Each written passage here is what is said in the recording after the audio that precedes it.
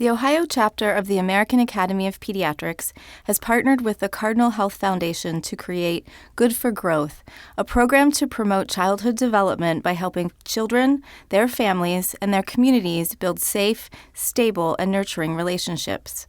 As part of this ongoing partnership, leaders within the chapter are providing Talk with a Doc presentations for both the Cardinal Health community and beyond.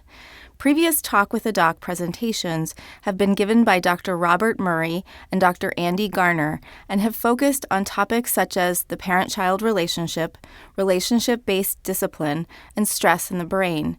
My name is Dr. Rebecca Baum, and today I'll be talking with you about ways to approach challenging behavior in young children. For our objectives today, we'll begin by getting a better sense of what we mean when we talk about behavior problems, what's normal, and what might be cause for concern. We'll then discuss reasons behind challenging behavior.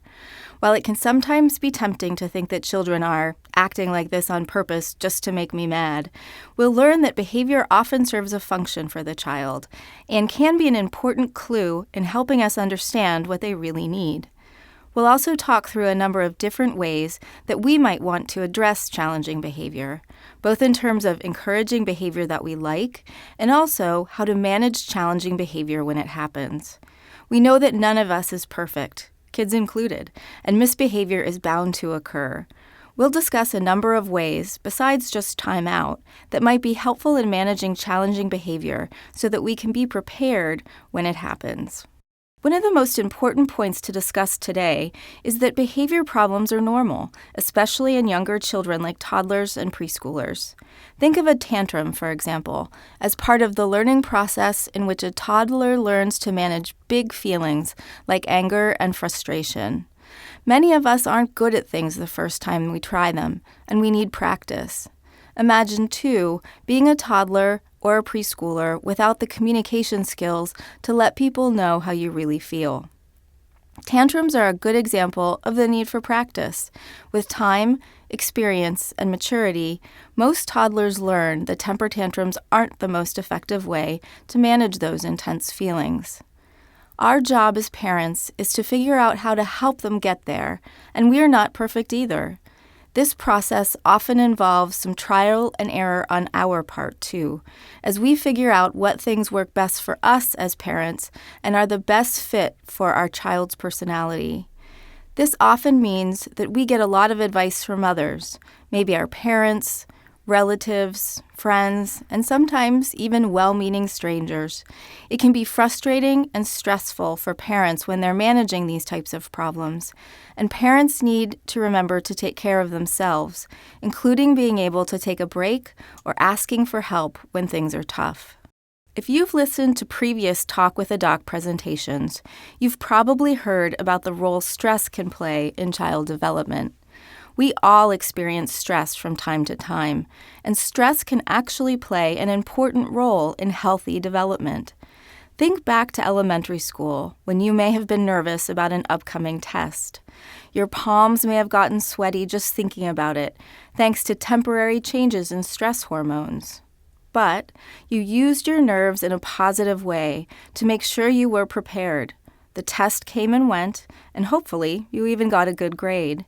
You experience a sense of achievement, and you may even feel less nervous next time. That's an example of a positive stress. Sometimes stress can be more serious than an upcoming test, like perhaps a serious illness in a family member. The stress response still occurs, but other supports are in place to help you cope while your relative recovers. And lastly, sometimes stressors are serious, prolonged, and without those protective supports. This type of stress can be toxic, actually leading to changes in the brain and ultimately our behavior. It's important to remember that nurturing and supportive relationships serve as an important buffer for this type of stress, so we can think of parenting as playing a key role in reducing the effects of toxic stress and even in helping children successfully cope with positive and tolerable stress. Just as positive stress can change our brain's structure, so can other forms of stress. Research has shown that toxic stress, stress that is severe, prolonged, and not buffered by protective factors, can lead to fewer connections between nerve cells and between different parts of the brain. This slide shows two different pictures of nerve cells. The picture on the left, in blue, shows a healthy nerve cell with a number of branches that connect with other nerve cells, allowing for a rapid flow of information across the brain. The picture on the right, in green, shows how a nerve cell might look when it's been exposed to toxic stress, with fewer branches and connections. Ultimately, these types of changes can also affect our emotions and our behavior. These research findings help us understand what might be happening at the brain cell level when toxic stress occurs, but also help us realize the important role of parenting and relationships at preventing these types of brain changes from happening. As we turn our attention back to what's happening in the lives of children, let's discuss the different types of behavior problems that we might see in young children. We tend to think about these types of problems in two main categories. Externalizing behaviors are usually easily seen by others, things like tantrums, aggression, and oppositional behavior. Problems with hyperactive or impulsive behavior may be seen in children with attention deficit hyperactivity disorder or ADHD. Noncompliance is a term used to describe situations in which a direction is given, often by a parent or other adult, but not followed by the child. This may lead to yelling on the part of the adult and an increase in challenging behavior on the part of the child. We'll talk more about this when we discuss reasons why misbehavior occurs. We use the term internalizing behavior to describe problems that are more evident to the person themselves and may actually not be appreciated by others. Things like anxiety, depression, or low mood may be particularly troubling to the person experiencing them, and other people may not be aware that they are struggling. Even young children can experience symptoms of anxiety and depression, but they may not have the communication skills yet that older children do to help us understand how they're feeling. Changes in behavior can be a clue, so it's important for us to be on the lookout for these types of problems.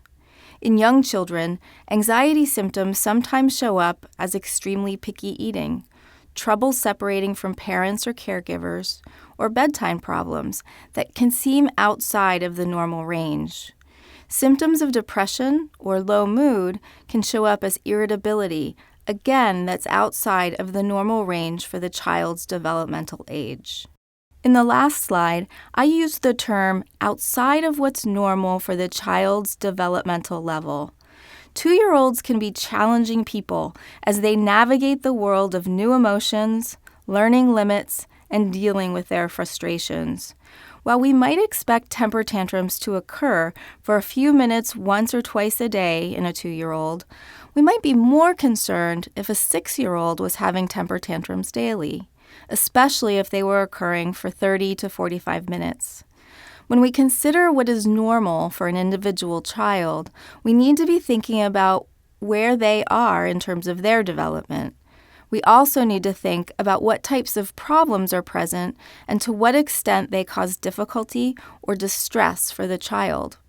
The more severe the symptoms and the difficulty or distress they cause, the more likely we are to make a diagnosis of a behavioral health condition or disorder. It's important to note, however, that even problems that don't meet the criteria for a diagnosis of a behavioral health condition can still be challenging and distressing. The good news is that we have a number of strategies that can be helpful in managing behavioral problems across this wide spectrum of severity, from small variations in behavior to behavioral health disorders. As we begin to think about why behavior problems occur and what we can do about them, we also want to think about specific aspects that can serve as either risk factors or protective factors. This slide reminds us that we need to think about 3 main areas: the child, their environment, and genetics. Every child is different, each with their own personality or temperament. Some children are easygoing and adaptable to change. Other children have a more difficult time. Children with a difficult temperament are at a somewhat higher risk for developing challenging behavior. Children with developmental problems or poor health are also at higher risk. When considering the child's environment, we see that certain parenting practices can serve as an important protective factor, as can support from the community, be that a small circle of friends and family or community agencies and programs. Genetics also plays an important role, as behavioral health conditions like depression, anxiety disorders, and ADHD can have a hereditary component. It is important to remember, however, that very few of these risk factors are set in stone. That is, even though a certain risk factor may be present, we have significant opportunities to affect the long-term outlook for children, often by helping to make a change in their environment, as we'll discuss. Now let's consider a case. Let's meet Sam, who arrives at the doctor's office with his mother, Mrs. Stevens, for his 4-year-old well child checkup. Maybe you know Sam or his mother, and maybe you've even been there yourself. Over the course of the visit, Sam has several temper tantrums, making it difficult for Mrs. Stevens to talk with the doctor. Mrs. Stevens, now somewhat embarrassed by Sam's behavior, tells the doctor that she has tried everything, including timeout, which doesn't work. Getting increasingly frustrated, she responds to Sam by smacking his hand and saying, "Dr. Baum is going to give you a shot if you keep it up."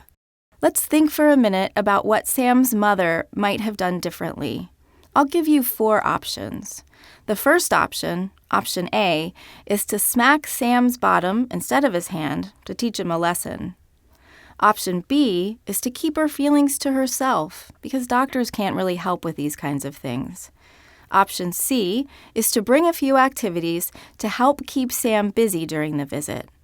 And option D is to make sure that Dr. Baum follows through with her threat to give Sam a shot. If you chose option C, you're on the right track. In different situations and in different times in our lives, sometimes the other options may have been tempting too. Let's now spend some time talking about parenting practices that can be helpful in these types of situations. This slide lists a number of important aspects of parenting.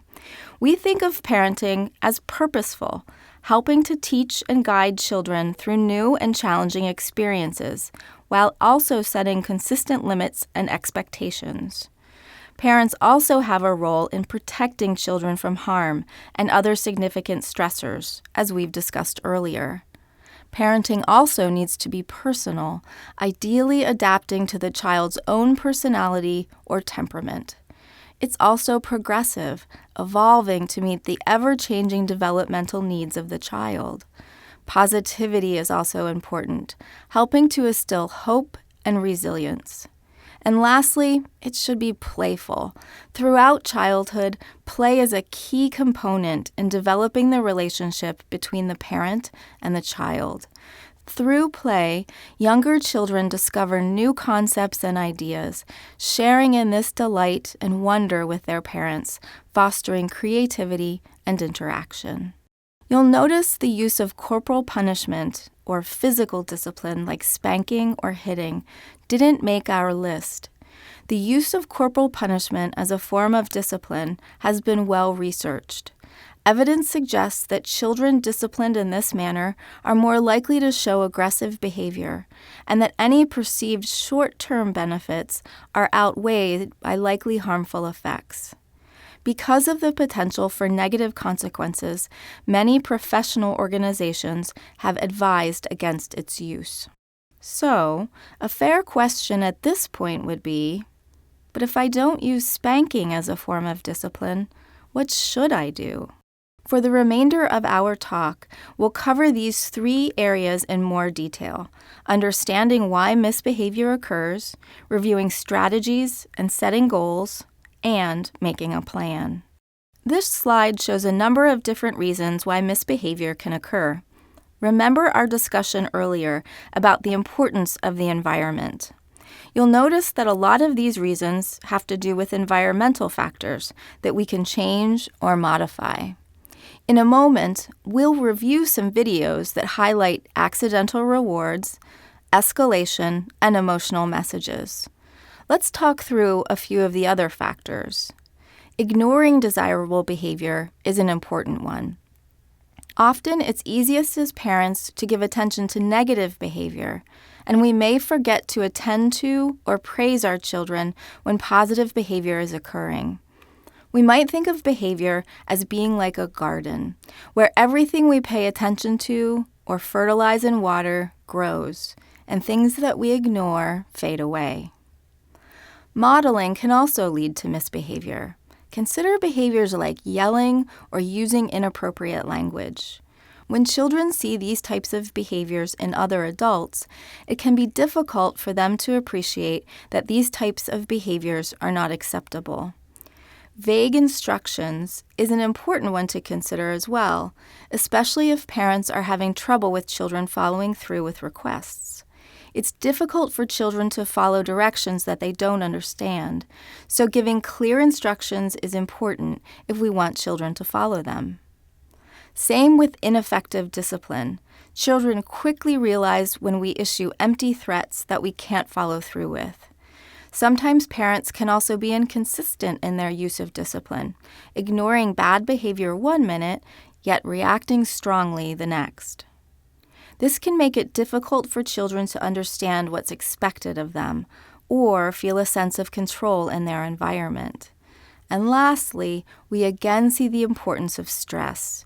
Children can sense parental stress, which can lead to challenging behavior, and children themselves might engage in challenging behavior when they are feeling stressed. This video shows us an example of accidental rewards. Let's watch. Mom, can I have a piece of candy? No, you've already had a bunch of candy today. Please, Mom. No, Please. I said no. Mom, When I say please. no, I mean no. Please. All right, fine. Look, just one more and then that's it. Do you hear me? Yes. Here you can see how parents might accidentally reward misbehavior by giving in. In this example, this child has learned that if he whines and asks a few times, he'll ultimately get what he wants. He's likely to repeat this behavior next time, hoping for the same result. This video shows an example of both the escalation trap and emotional messages. Listen closely for how things escalate from a simple request to a shouting match. Also, listen for the justifications given for why the child should follow through with his mother's requests, and see if you think they're convincing. Off. Alex, did you hear me? I said turn the TV off. Oh, what? I said turn the television off. I didn't hear you. Well, it doesn't matter. Turn it off. Mom, look, it's almost over. I don't care if it's almost over. I said turn it off. No, you don't never let me do what I want to do. What are you talking about? This whole day's been all about what you wanted to do. No, it hasn't. It's been all about you. Ugh, all about me? Give me a break. Now look, turn it off now. Nuh-uh. You know what? I don't. Go to your room. Not a chance. That's it. Go to your room now. No. So, there you can see how the parent and the child each upped the ante when they responded to each other. Also, while the parent may have been thinking all of those things about their day, it doesn't help much to verbalize them. It certainly didn't change the child's behavior and instead helped to escalate the situation. Let's use this information to revisit the case of Sam. If you remember, Sam was having a difficult time at the doctor's office. Mrs. Stevens shares some additional information about Sam's tantrums. She explains that Sam often acts out when she tells him no or when she's busy doing things. She finds his tantrums and aggressive behavior particularly troubling and difficult to manage. She feels like she tells him no all the time. She also notes that she and her boyfriend each have different parenting styles. She often yells and threatens, but then tends to give in. Her boyfriend yells and raises a hand to Sam when he engages in misbehavior. At this point, it's helpful to consider what types of things might be contributing to Sam's misbehavior. His mother has already identified some important triggers. Sam seems to have a hard time when his mother sets limits. This may be because Sam is getting a different message about expectations and discipline from his mother and from her boyfriend. Sam may also be acting out for attention, but unfortunately, he's mostly getting negative attention by engaging in this type of behavior. Remember what we said earlier about behavior often serving a function. Sam might be trying to get his mom's attention when she's busy doing other things, but tantruming is likely not the best way to go about it. Sam's mother also notes that she has a hard time following through, so Sam may have learned that he doesn't really need to follow directions because he'll eventually get his way. It's important to note that our goal here is not to blame parents. Usually they're doing the very best job that they can. Thinking about the reasons behind misbehavior is important in helping us figure out what to do about it. As we think about addressing behavior problems, there are two key components to discuss. Ideally, we want to be focusing most of our attention to promote healthy development. That is, preventing behavior problems from occurring. But of course, we also need to have strategies ready to address misbehavior when it occurs. This slide lists a number of ways to promote healthy development. Specific categories include developing positive relationships, encouraging desirable behavior, and teaching new skills and behavior. In our example with Sam, his mother may want to carve out a few extra minutes for some quality time together, which may decrease his use of tantrums to get her attention. We also see here how using descriptive praise, telling children exactly what we like about their behavior, can be used to encourage desirable behavior. Keeping children busy and engaged can also help reduce the chance of misbehavior. And lastly, sometimes children need to learn new skills or behaviors, which can be modeled by setting a good example and reinforced through the use of praise or small rewards. In our example with Sam, he might need a reminder to use a calm and quiet voice when he needs his mother rather than tantruming to get her attention. Let's look at an example of descriptive praise. Alex, thank you so much for doing a nice job reading by yourself. I really appreciate it. Thanks. You're welcome. There are a few things to notice here. Of course, things aren't always this easy, but you'll notice that the overall tone was calm and positive, a much different environment than we saw in our earlier videos. You'll also know that the parent was very specific in telling her son what she liked about his behavior. This increases the chance that he'll engage in this type of behavior again. When we use more vague terms like good job, it can be difficult for children to know exactly what was good about their behavior. This table lists a number of strategies that we can use to manage misbehavior. Overall, these strategies are also helpful in developing self-control. We've talked about the importance of establishing clear ground rules and giving calm, clear instructions. Time out is a strategy that is used to remove a child from a challenging situation briefly, allowing them to calm down and prevent escalation. For older toddlers and preschoolers, we typically recommend that timeout lasts for about 1 minute for each year of age, so 2 minutes for a 2-year-old and 3 minutes for a 3-year-old. We typically use timeout for more serious infractions, like hitting or biting, and use other strategies to address minor misbehavior. When putting a child in timeout, it's important for parents to remain calm and briefly explain why the child is going into timeout. During the timeout period, the parents should do their best to limit their attention towards the child. When the timeout is over, it can be very helpful to allow the child an opportunity to engage again in the activity that they were having trouble with. Praise for successful attempts can help to encourage the desired behavior. It's usually best to avoid longer discussions about the challenging behavior until both the parent and the child are calm. Let's watch an example of another strategy, planned ignoring. Use of the word planned is important here. With this strategy, we're being very thoughtful about ignoring minor misbehavior, and we're making sure that we instead pay attention to desirable behavior. So, we're not just ignoring behavior, but planfully ignoring behavior that we don't want to see and paying special attention to behavior that we like. Can I have a piece of candy? No, you've already had a lot of candy today. Please? Alex, no more candy right now. Please. This is only my second piece. Alex, I've said no, so Please. we're going to be done until Please, Mom. it's time for a snack. Mom. I've only had one piece today. Mom, please. Please, Mom. Mom. Please. We'll talk later when it's time for snack. Okay. You'll also see in this fictional example that planned ignoring isn't always easy. The parent was trying hard to ignore the child's whining, but it was somewhat tough. The parent did stay calm, which helped to avoid escalation.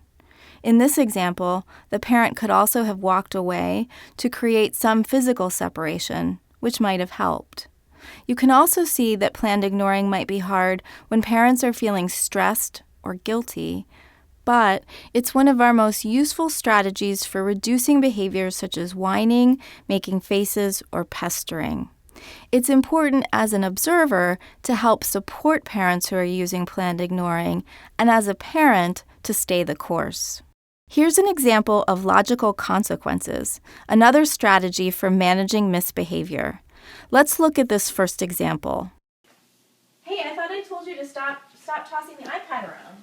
Mom? Yes, I did. Look, it's an expensive piece of equipment. If you keep playing with it like that, then... What did it do? There's no scratches, no nothing. Yeah, I don't care. What I said is, look, I buy you all these expensive things, and you just mistreat it. Come on, it's done. Mom? You can see a few of the reasons behind misbehavior here: emotional messages and the escalation trap. Now, let's look at the second example. Hey, Alex, I asked you not to be treating the iPad that way because it's an expensive piece of equipment. Yeah, I did. And since I've had to ask you a couple times now, the iPad needs to go away for 5 minutes. So I'm going to put it up on the shelf. You can have it when we're done. Thanks. In this example, the parent was able to stay calm. She had given a clear instruction, which her son didn't follow.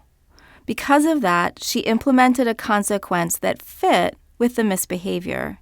Because he wasn't using the tablet appropriately, she took it away for a short time. This is a consequence that is reasonable, meaningful, and also something that the parent can follow through with.